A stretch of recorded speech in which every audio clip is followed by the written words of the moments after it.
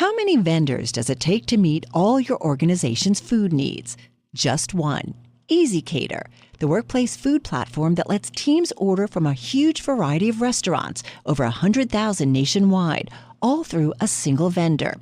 In addition to all that variety, EasyCater also gives you full visibility of your organization's food spend with invoicing, centralized reporting, and seamless integration with expense management systems, all on one platform. EasyCater, your business tool for food. To learn more, visit easycater.com/podcast. Every business has an ambition. PayPal Open is the platform designed to help you grow into yours. With business loans so you can expand and access to hundreds of millions of PayPal customers worldwide. And your customers can pay all the ways they want with PayPal, Venmo, Pay Later, and all major cards, so you can focus on scaling up. When it's time to get growing, there's one platform for all business. PayPal Open. Grow today at paypalopen.com. Loans subject to approval in available locations. This is what the market used to sound like. Pretty complex. But today, with iShares by BlackRock, investing is easier. With over 450 ETFs, iShares gives you easy access to countless market opportunities. iShares by BlackRock. The market is yours. Visit www.ishares.com to view a prospectus, which includes investment objectives, risks, fees, expenses, and other information that you should read and consider carefully before investing. Risk includes principal loss. Prepared by BlackRock Investments, LLC, member FINRA. Bloomberg Audio Studios. Podcasts, radio, news. This is Bloomberg Daybreak Weekend, our global look at the top stories in the coming week from our Daybreak anchors all around the world. And straight ahead on the program, a look ahead to this week's monetary policy decision from the Fed. Also earnings from more of Tech's Magnificent Seven. I'm Tom Busby in New York. I'm Caroline Hepker in London, where we're asking if President Trump's Scottish golf trip can yield any political wins. I'm Doug Krisner looking at the Chinese economy ahead of fresh PMI reports in the coming week. That's all straight ahead on Bloomberg Daybreak Weekend. On Bloomberg 1130 New York, Bloomberg 99.1 Washington, D.C., Bloomberg 92.9 Boston, DAB Digital Radio London, Sirius XM 121, and around the world on BloombergRadio.com and the Bloomberg Business app. Good day to you. I'm Tom Busby, and we begin today's program with this week's Federal Reserve policy meeting. The Fed will issue its latest decision on interest rates on Wednesday, with a press conference expected from Fed Chair Jay Powell to follow.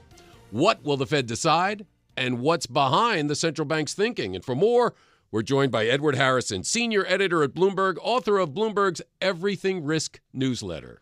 Well, Edward, a critical decision from the Fed. What are you expecting to see happen this week? Hey, Tom. Yes, it is a critical decision because of the political pressure that we've seen applied to the Federal Reserve. The market widely expects interest rates to stay the same, in particular because we haven't implemented the final round of tariffs yet.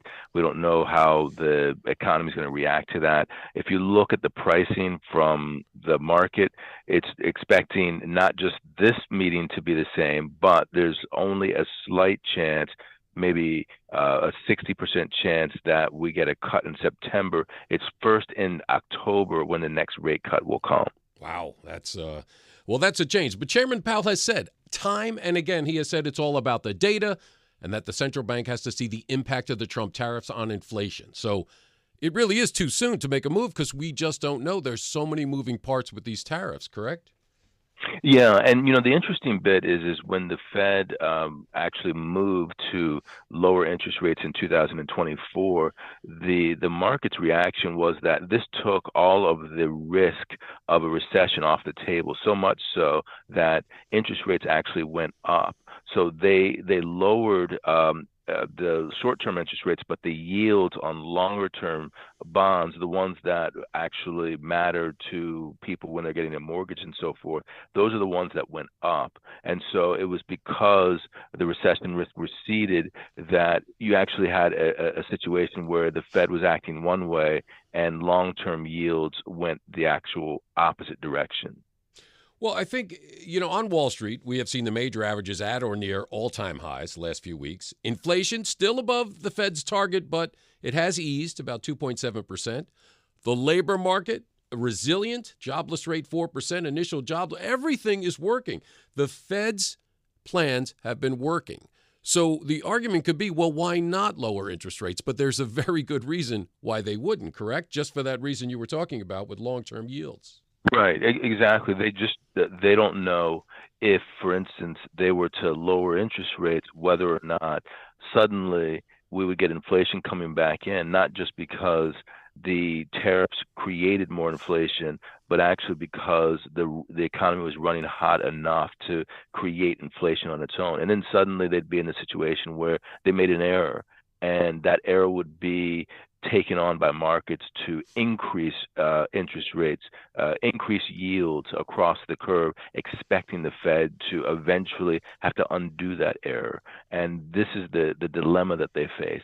So they've decided, look, we're in a good enough position at this point in time that we can actually wait to do this. What's interesting, if you look at the last Fed decision, they released a summary of economic projections, and sort of a bimodal distribution. There are actually 7 of the Fed governors and presidents who think that they shouldn't lower interest rates at all this year, whereas 9 think that they should lower them 2 times this year, and there are 4 others that are in there. But the total number that the reason that we have an expectation for 2 interest rates being lowered is because of those. I think it's 8 Fed members who believe that interest rates should be lowered by 2, but there are a decent number who think there shouldn't be any interest rate cuts this year. And there's been a lot of pressure, obviously, from President Trump on Jerome Powell.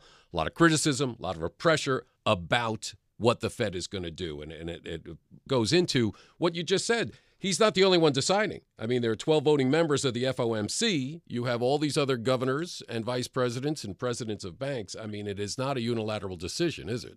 No, it's not. And the interesting thing about that bimodal distribution is that obviously we don't know which of the 19 dots in this summary are of voting members, but there are enough members that if the data turn towards the more inflationary side, you could get the FOMC outside of Jerome Powell saying, no, we don't even want 2 interest rate cuts this year. We want 1, and perhaps even 0, because all it takes is us to get 3 more dots up into that number, to go from 7 to 10, and then suddenly we don't have any interest rate cuts at all in 2025.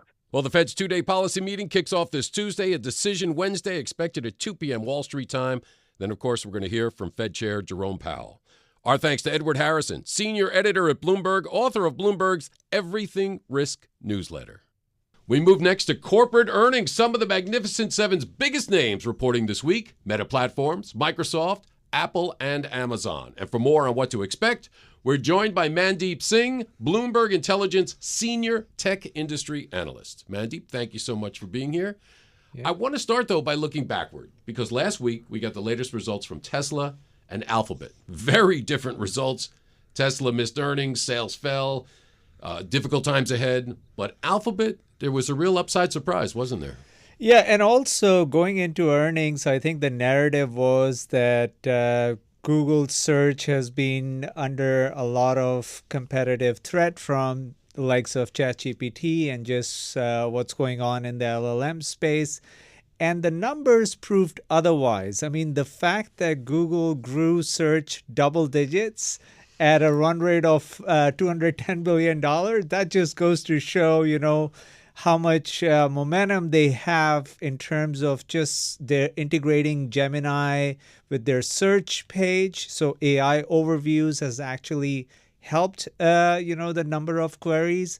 And then the monetization, ad monetization for Google is really, something that no one else has been able to even come close to. And look, we're talking about Meta coming up as well. So to me, what will be interesting is whether Meta shows, high teens or 20% plus growth, because that's the sort of expectation Google has set up with its print. YouTube did really well.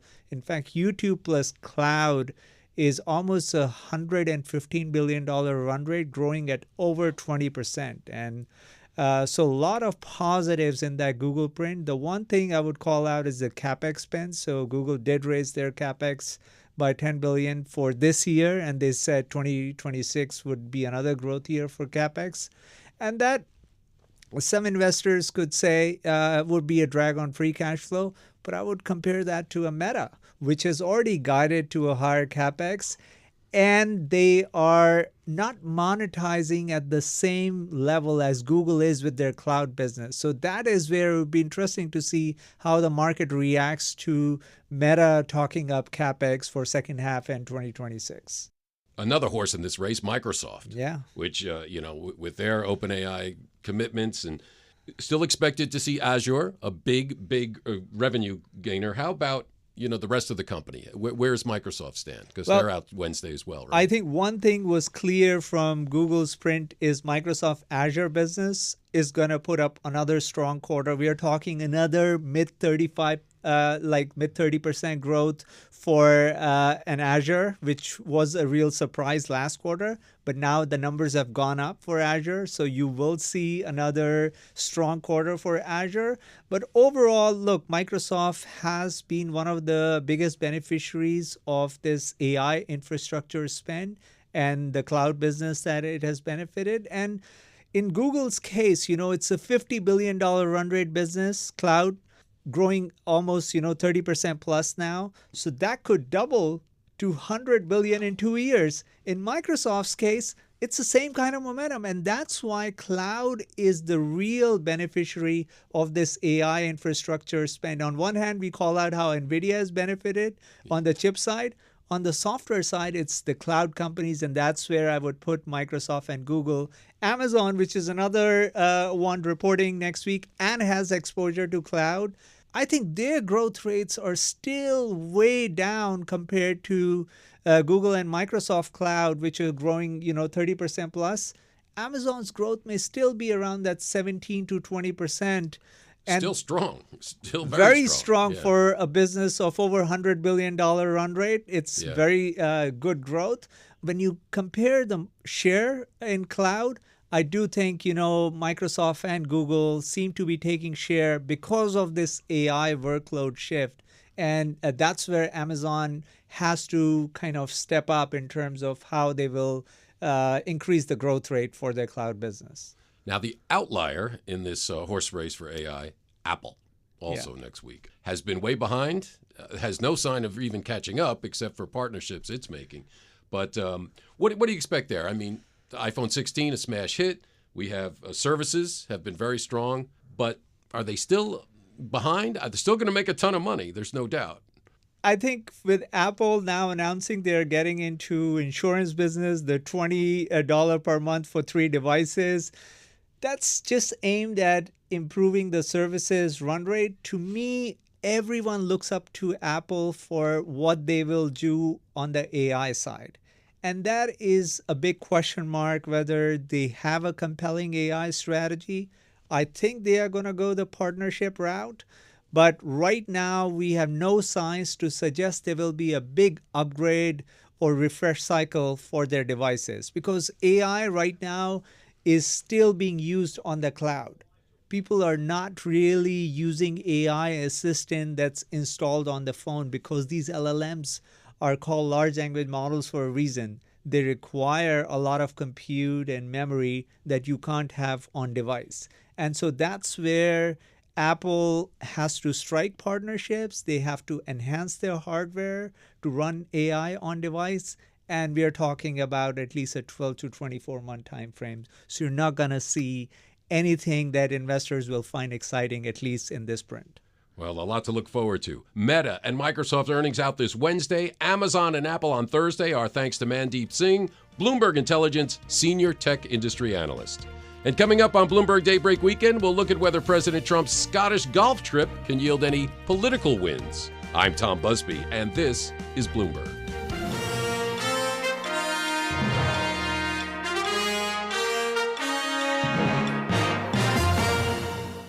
Every business has an ambition.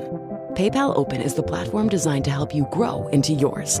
With business loans so you can expand and access to hundreds of millions of PayPal customers worldwide. And your customers can pay all the ways they want with PayPal, Venmo, Pay Later, and all major cards, so you can focus on scaling up. When it's time to get growing, there's one platform for all business. PayPal Open. Grow today at paypalopen.com.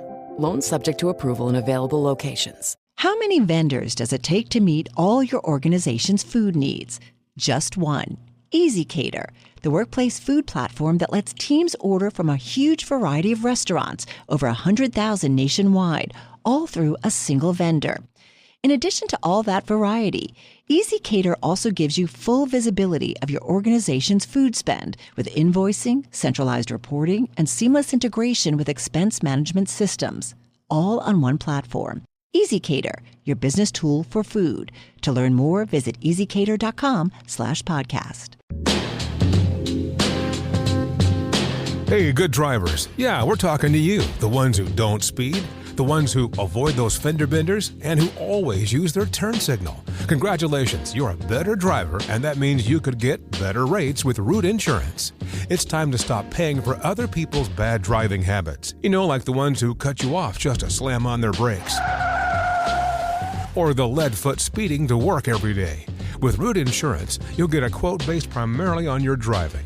Just download the Root app, drive around like you normally would for a couple of weeks, and boom, you'll get a quote that actually makes sense. It's that easy. Root, because better drivers deserve better rates. Download the Root app today and see how much you could save. That's Root Insurance. Terms and conditions apply. Subject to underwriting review. See root.com for details.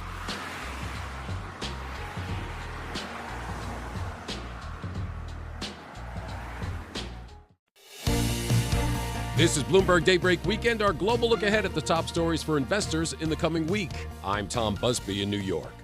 Up later in our program, a look at some key economic data coming out of the world's second largest economy. But first, fresh from a flurry of trade deal announcements, President Trump is in the UK, in Scotland. His trip will be a mixture of business and pleasure, but in the coming days, the president is set to hold meetings with UK Prime Minister Keir Starmer and John Swinney, First Minister of Scotland. Can the duo sweet-talk Trump into further trade concessions? For more, let's go to London and bring in Bloomberg Daybreak Europe anchor Caroline Hepker. Tom, President Donald Trump counts Scottish ancestry as part of his heritage. His mother, Mary Ann MacLeod, was one of thousands of Scots who left for the US and Canada at the beginning of the last century in a bid to escape economic hardship at home. But despite the family ties, the US president's relationship with the country is a complicated one. During his last visit to Scotland in 2018, the president was booed during an afternoon golf game by demonstrators at his resort in Turnberry. And the entire trip was dogged by protests of thousands of people in Glasgow, Edinburgh and Aberdeen. This time round, controversial White House policies could make for a similar reception as Trump visits his two Scottish golf properties. His plan for international trade is also something the White House press secretary Caroline Leavitt expanded on recently. Look, I can tell you the trade team and the president himself continue to be very engaged with countries around the world when it comes to our trade agreements. But the August 1st deadline is just really the start date for when the United States of America will begin collecting this revenue from all of the countries around the world who the president has sent these letters to. You could see some more letters before August 1st, John. You could have some more trade announcements as well. I can tell you the president, Secretary of Treasury, Secretary of Commerce, Ambassador Greer all continue to be in constant communication with our trading partners. The White House's Caroline Leavitt speaking to reporters there. Well, joining me now is Bloomberg's Edinburgh-based reporter James Lodden and our White House correspondent Skylar Woodhouse. Welcome to both of you. Thank you for speaking to me.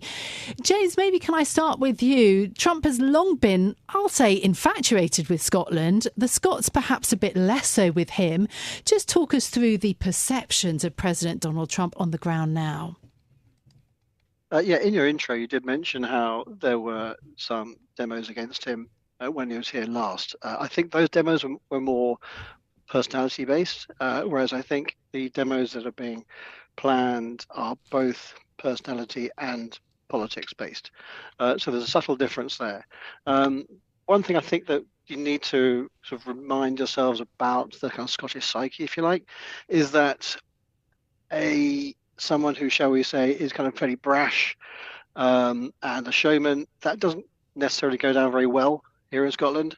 They tend to admire people who are a bit more understated, and also Scotland does have a reputation of cheering for the underdog over the years, and certainly having a slightly larger big brother, shall we say, to the south that's been dominating proceedings for several centuries. That also probably explains why Scots, they prefer the underdog rather than the top dog. Okay, Skylar. President Trump's also coming to the UK for a full proper state visit in only a few weeks' time. Why do you think he's making this trip to Scotland now? I mean, the White House is saying, this is a moment for the president and Prime Minister Starmer to refine the trade deal from just a few months ago. Hopefully we'll get an update on what's maybe some more of the fine print details of that trade agreement are. And there's obviously a lot happening in the world right now. There's, Ukraine and Russia that has been, front and center for President Trump. And, so we're, looking to see if we could see any sort of maybe new agreement between the two countries there, or just sort of what the strategy, might look like. So there's a lot of talk around national security right now. So it's kind of a mix of, the president, who we all know loves to golf and frequently he'll be in Florida, golfing and things like that. But, we're expecting to see probably a more refined trade deal than what we saw earlier. Yeah, absolutely. And tariffs hugely important. I mean, both for Keir Starmer, the UK as a whole, and Scotland in particular as well. Is there going to be any expectation, actually, of any progress in terms of trade discussions, do you think? I think one thing that's particularly interesting with the trade agreements that we've just been seeing across the board, obviously this is something that President Trump is very passionate about and is definitely dominating his second term in as president. So I think it'll be interesting to watch what the fine print looks like. We're approaching that August 1st deadline with a plethora of countries, and we're starting to see, the rates coming in, at different levels. So I think it'll be interesting to see what maybe has changed from the deal that was presented a few months ago to now, and to compare and contrast what has changed or what has not changed. James, what do you think the Scottish First Minister John Swinney is likely to cover, maybe try to press with the US president? Well, I guess the biggest thing here is whiskey. Personally, not a fan. But it's the biggest export that we have up here, and any potential reducing the tariffs on whiskey, I think, would go a long way up here. But at the end of the day, the person who will sign the document is going to be Starmer. So there's a slight sort of dichotomy there. Otherwise, I mean, Swinney, he is involved a little bit in the long-running saga about whether Turnberry, one of Trump's golf sites, will ever host the Open again. Yes. So there will be some chat on that, I dare say, but at the end of the day, the decision comes down to the Royal Ancient Golf Club in St Andrews, the R&A. But there will be pressure from Swinney and also from Starmer to try to make this happen. But then to make it happen, you kind of need to have much better communications. You must have much better roads and rail systems. And to get that, you're going to have to get the taxpayer to stump up for it, very probably. And that will be a big problem. In terms of travel, it's obviously quite a privileged position for the UK to be in, and Scotland in some ways, to be hosting, a visit, even an informal visit from the US president, given how much is riding on this. I mean, President Trump's actually got some cousins who still live on the kind of ancestral island where his mother came from. How important do you think the relationship is at the moment, Skylar, between the US and the UK, as we see these really quite fraught negotiations with many countries rushing to try to make the August 1st deadline? I think one thing the Trump administration, they do a lot of things differently, but ultimately I do think there is an understanding that the relationship with the UK is a very important one that obviously has a very long-standing history. So I do think the administration is looking to sort of continue to keep that relationship intact in whatever way that might be. I mean, but it's still very interesting that of the trade deals, the UK was one of the first to see a deal and an agreement. And there was the Oval event where Starmer, I believe, phoned in, so, they're definitely trying to show a united front between the two countries, which on the global stage could be, very telling that, we have the US and the UK sort of, aligned, even if there are differences, on some things. But, I do think the administration is, looking to sort of, make sure that relationship continues to remain stable. Yeah. In terms of what you expect then also from the state visit in September and how important that is, we've had out for example, the car and truck manufacturing figures for the UK. That's a very important market for Britain, the US, sending vehicles there. It's actually just below the relationship with the EU, but it's still very important. And actually, we've seen a big kind of cratering in terms of the numbers of vehicles that are being exported and in fact just rolling off the lines here in the UK. How important is this kind of, are the sector issues between the US and the UK? And do you think anything might change, let's say, in the September state visit? How is that being seen in the US? Yeah, no, it's a good point to mention the sectors, because that's something we're watching very closely in the mix of all of the trade deals. But when you boil it down to the sectors, whether it's autos, pharmaceuticals, that's a space, where we're, trying to see if there's any movement there, because we still haven't really seen a lot of details in the pharma space, but it has been something the president talks about pretty frequently. So we're definitely watching that space. But I think in the U.S., in terms of perception, one thing, what we've been seeing a lot right now is there's just a lot of back and forth. And, with this administration, they definitely keep us on our toes. But, they move forward with one thing, and then there can be a shift in the policy a little bit, whether it's more or less. And that is something I think folks are really paying attention to, because it does shake up what exactly is going on if you say one thing and then it changes. But the president continues to say that, if you accept, American products and we can, enter that market, well, we won't tariff you or tariff you less. So, that's what Trump has been negotiating with around that. Yeah, absolutely. James, a thought then from the perspective in Edinburgh. I mean, I know that you know quite a bit about golf and all the golf courses that are up in Scotland. I mean, how important do you think that the trip is for the US president to spend time in Scotland? As Skylar's sort of pointing out, the US president is known for being changeable, and maybe that offers a kind of opening in terms of influence. Yeah, it does a bit. And it's easier for him certainly to come to Scotland rather than England. He can't sort of hide so much, if you like, in England if he wanted to. And he does have these two golf properties up here, which are very high profile. They're also very good courses.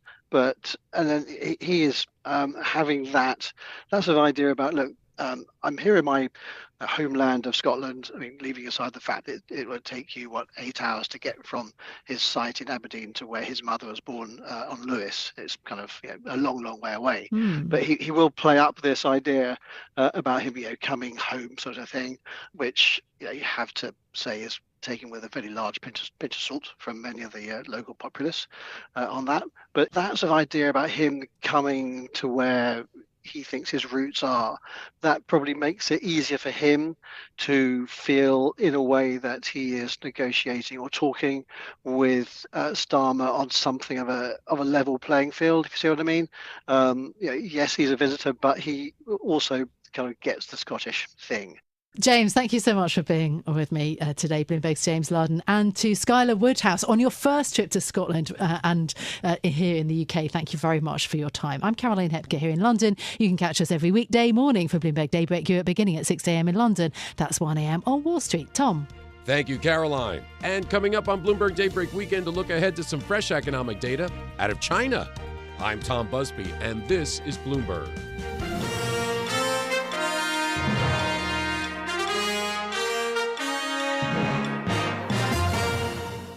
Every business has an ambition. PayPal Open is the platform designed to help you grow into yours. With business loans so you can expand and access to hundreds of millions of PayPal customers worldwide. And your customers can pay all the ways they want with PayPal, Venmo, Pay Later, and all major cards, so you can focus on scaling up. When it's time to get growing, there's one platform for all business. PayPal Open. Grow today at paypalopen.com. Loans subject to approval in available locations. For enterprise organizations, managing all your food needs is a tall order. But with EasyCater, you get a single workplace food vendor with the tools and resources to make it easy, giving teams across your organization an easy way to order from a huge variety of restaurants, all on one platform. All while consolidating your corporate food spend so you can control costs, streamline billing and payment, and simplify reporting. EasyCater, your business tool for food. To learn more, visit easycater.com/podcast. We get it. There are too many car insurance companies trying to convince you that they have the best car insurance rates. We don't think we need to convince you. We're Root, and we do car insurance differently. We don't think it makes sense to only base your car insurance rate on things that have nothing to do with your driving, like your occupation or education. When you take the test drive using the Root app, we price your car insurance rate primarily on how you drive. It's that easy. Just download the Root app, drive around like you normally would for a couple of weeks, and get a quote based primarily on how you actually drive. Good drivers could save up to $900 a year when they switch to Root. We're taking an old industry and making it fair. Root Insurance, because better drivers deserve better rates. Download the app today and see how much you could save. Terms and conditions apply, subject to underwriting review. See Root.com for details.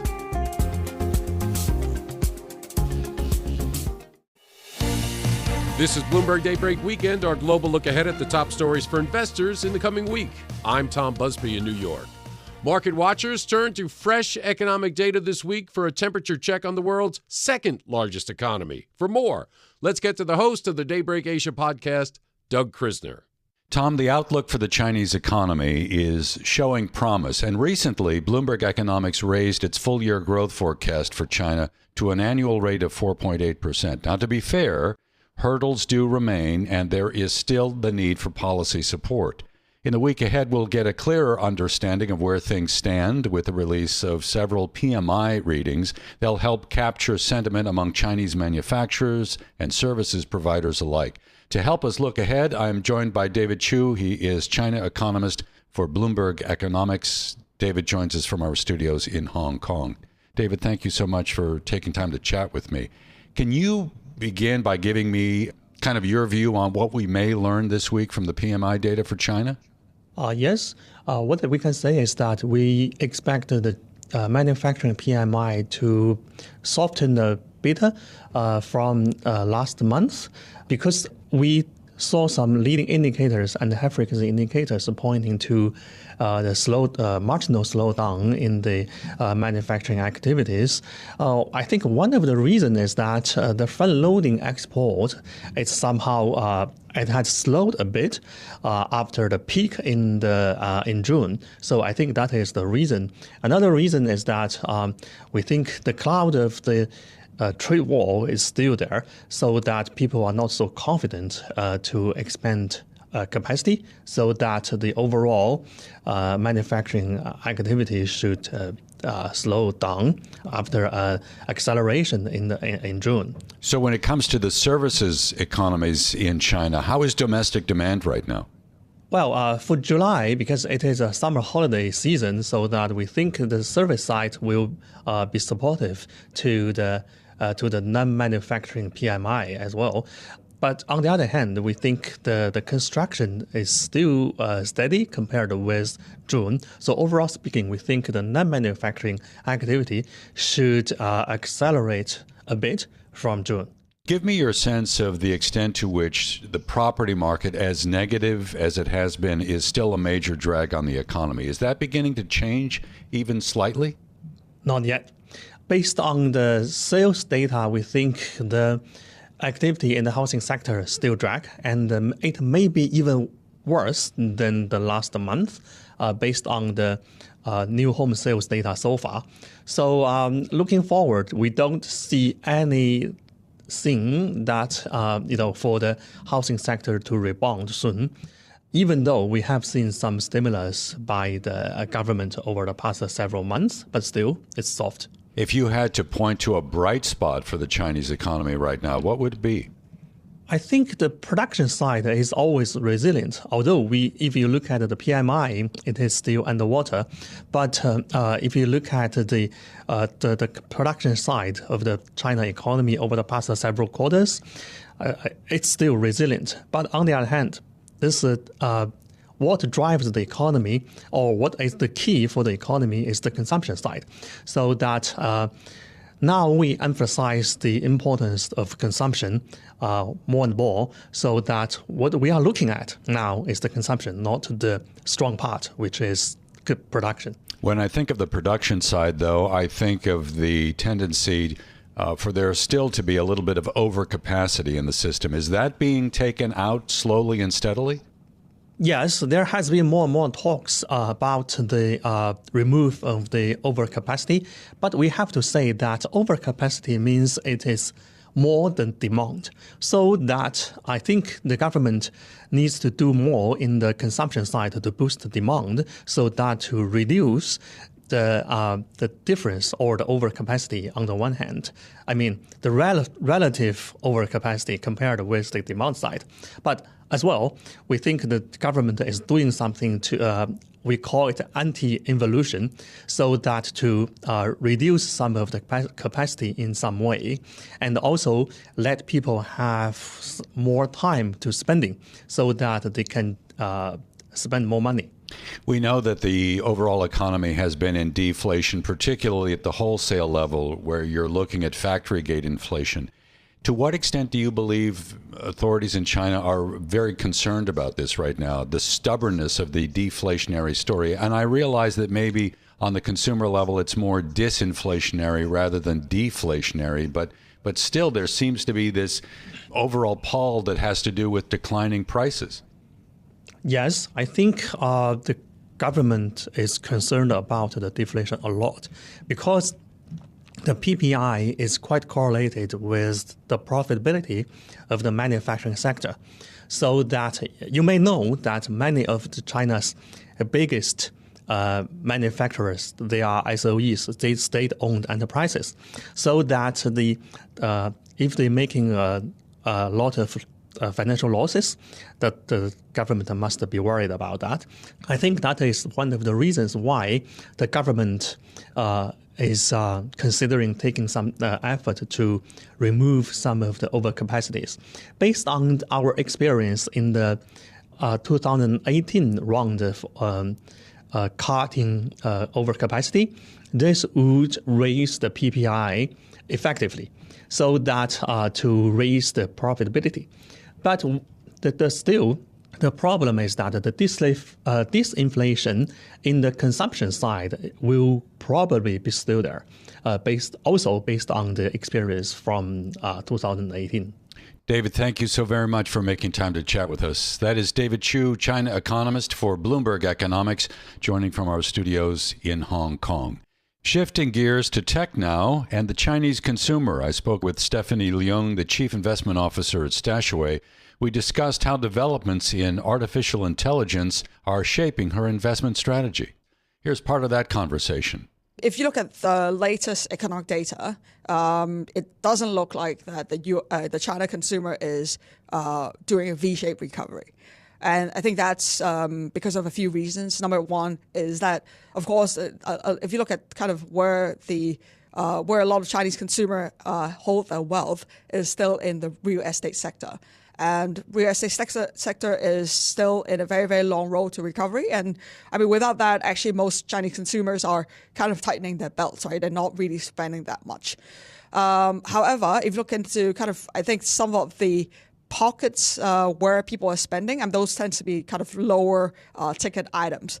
By that I mean, for example, just kind of tea drinks, for example, or these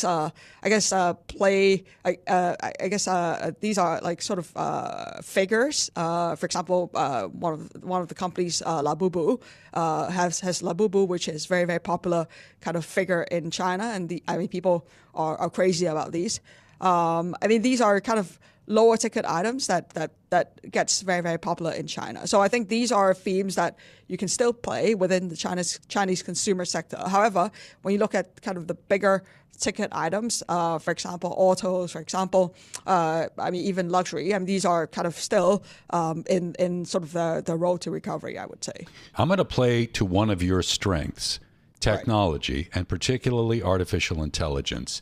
How do you understand the risk of some of these AI-backed chatbots posing some sort of risk to a business, even for Baidu in China, which has around 70% of the search market? Is AI a way for this to be reimagined, do you think? And maybe does it represent a near-term risk?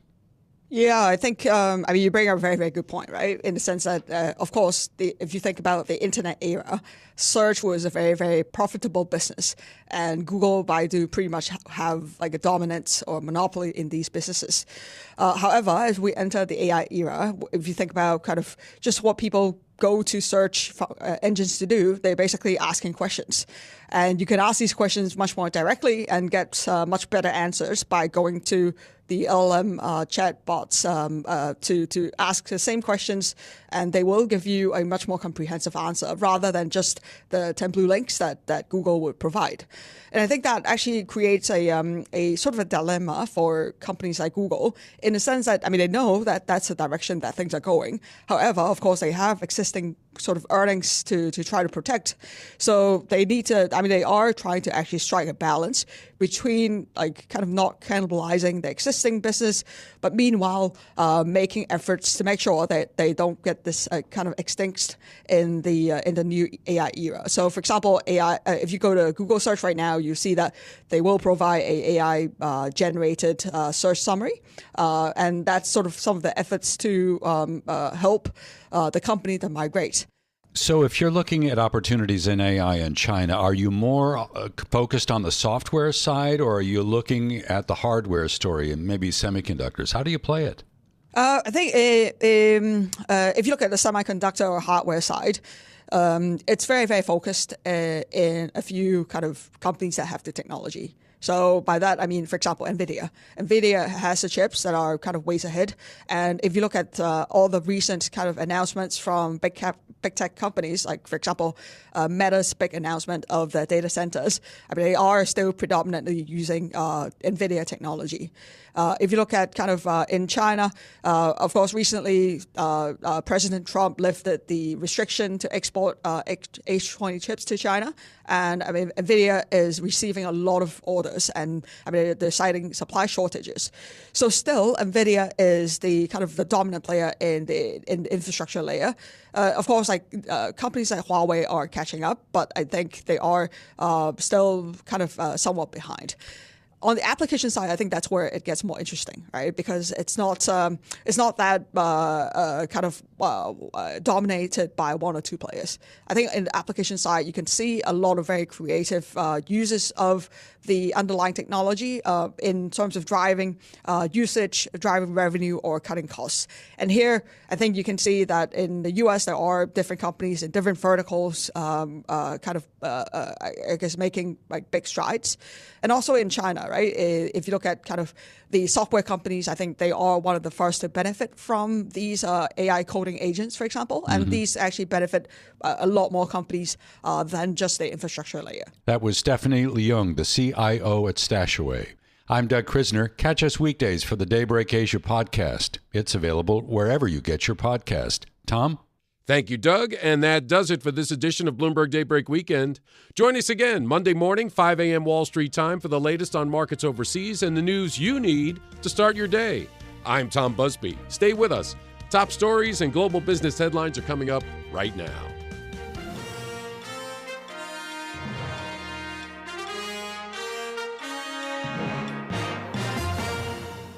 For enterprise organizations, managing all your food needs is a tall order. But with Easy Cater, you get a single workplace food vendor with the tools and resources to make it easy, giving teams across your organization an easy way to order from a huge variety of restaurants, all on one platform. All while consolidating your corporate food spend so you can control costs, streamline billing and payment, and simplify reporting. Easy Cater, your business tool for food. To learn more, visit easycater.com/podcast. Every business has an ambition. PayPal Open is the platform designed to help you grow into yours. With business loans so you can expand and access to hundreds of millions of PayPal customers worldwide. And your customers can pay all the ways they want with PayPal, Venmo, Pay Later, and all major cards, so you can focus on scaling up. When it's time to get growing, there's one platform for all business. PayPal Open. Grow today at paypalopen.com. Loans subject to approval in available locations. As a contractor, I don't pay for materials I don't use. So why would I pay for stuff I don't need in my mobile plan? That's why the new MyBiz plan from Verizon Business is so perfect. Now I can choose exactly what I want, and I only pay for what I need. Right now, with MyBiz plan, get our best price, as low as $25 a line. Visit verizon.com/business to get started today. New lines only. Price per month with 5+ lines. Includes auto pay and paper-free billing and promotional discount. Taxes, fees, economic adjustment charge. Applicable add-ons, prices, and terms apply. Guarantee applies to base monthly rate and stated discounts only. Add-on prices additional. Offers end September 30th, 2025.